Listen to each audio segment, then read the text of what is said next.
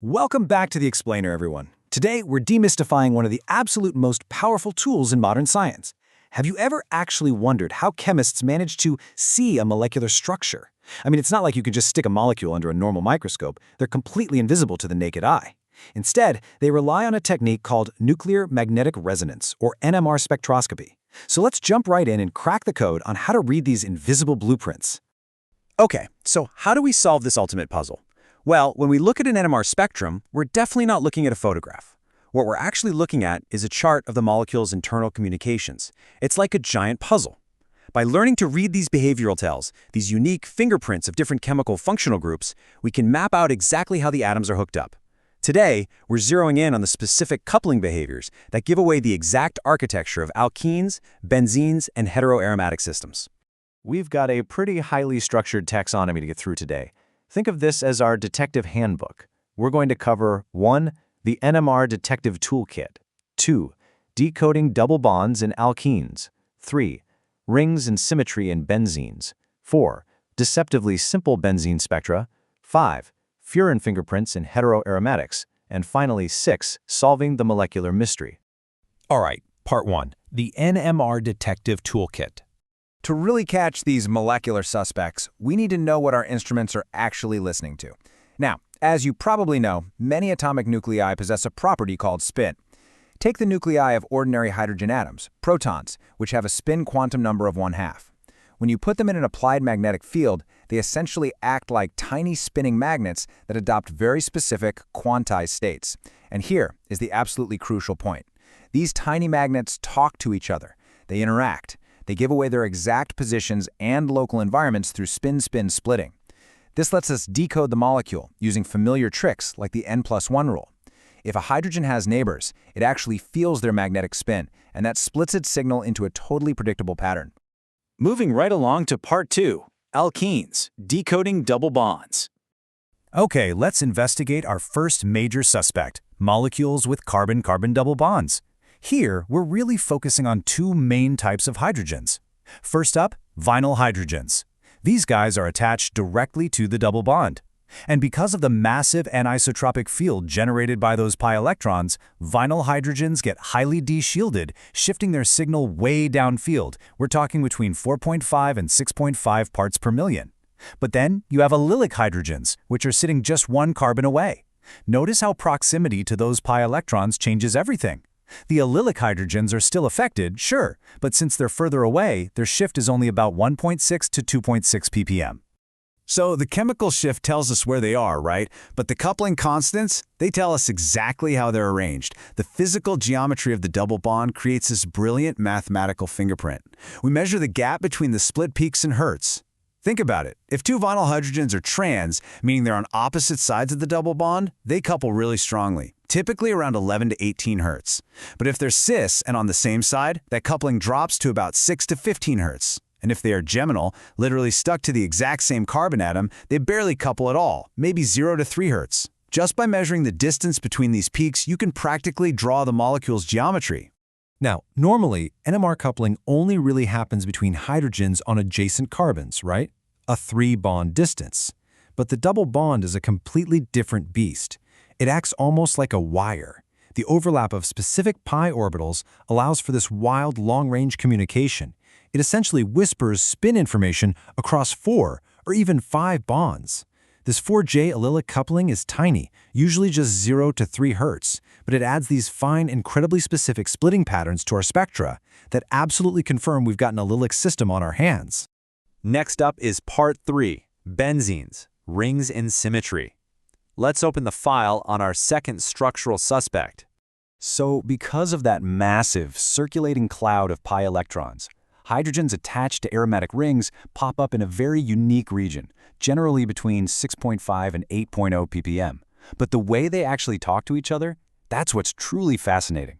It's so cool how clearly you can see the interaction strength just completely drop off as the number of intervening bonds increases.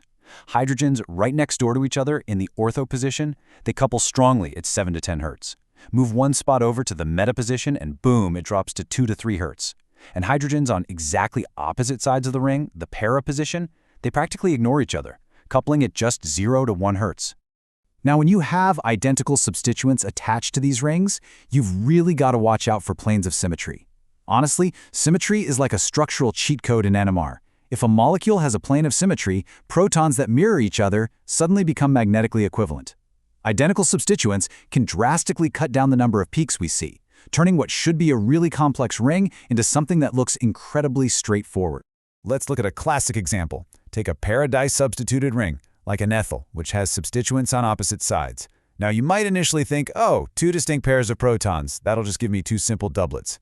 Actually, scratch that, because the protons aren't perfectly magnetically equivalent since they have different coupling distances to the other protons on the ring. Para-disubstituted rings throw out this beautiful, easily recognized, distorted triplet pattern. We call it an AABB pattern, and let me tell you, it is an absolute dead giveaway for para-substitution. Which brings us to part 4, deceptively simple benzene spectra. Sometimes these benzenes try to trick our instruments. This is literally one of my favorite comparisons. Look at the spectrum of ethyl benzene taken on an older 60 MHz instrument.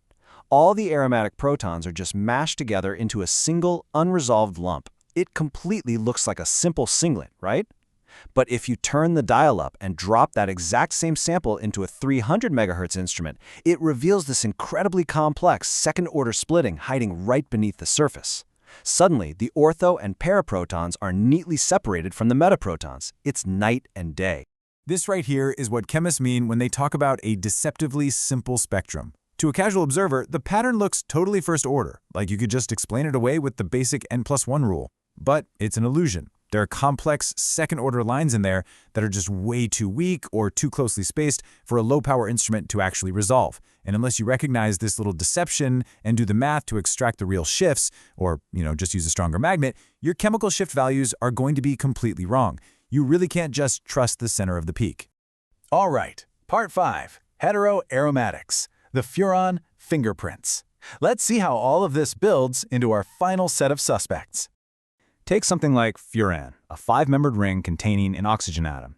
Just like with benzenes, all the protons on a furan ring are talking to each other.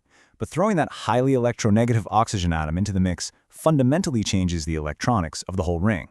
It creates a highly specific, much tighter set of coupling constants. Just look at how incredibly small these numbers are compared to benzene. The absolute strongest interaction here is barely hitting 3.8 Hz. And when you visualize the reality of those tiny numbers, it's pretty amazing. If we zoom way in on the furan ring proton resonances, we definitely don't see simple peaks. Instead, we get these beautifully complex multiplet peaks. And why? Because every single proton is talking to every other proton on the ring, all at the exact same time. Since the coupling constants are so incredibly small, the lines are packed extremely close together. You really need a high-resolution instrument to map out these intense, delicate, long-range splitting patterns. Finally, part 6, solving the molecular mystery. Let's bring all these clues together. While infrared spectroscopy is great for telling us what functional groups are actually present, NMR is the tool that gives us the exact blueprint of how they're all wired together. By learning these specific coupling fingerprints, whether it's the trans/cis geometry in alkenes, the ortho-meta-paratropophs in benzenes, or that rapid-fire multi-proton chatter in heteroaromatics, you hold the key to solving the ultimate molecular puzzle. You can literally draw an invisible molecule from scratch just by reading the distances between these peaks. How cool is that? And that really brings us to the future of all this detective work. Earlier we saw how a 300 MHz magnet completely shattered the illusion of a 60 MHz scan. Well, today, modern labs are routinely using 500, 800, and even 1,000 MHz NMR spectrometers.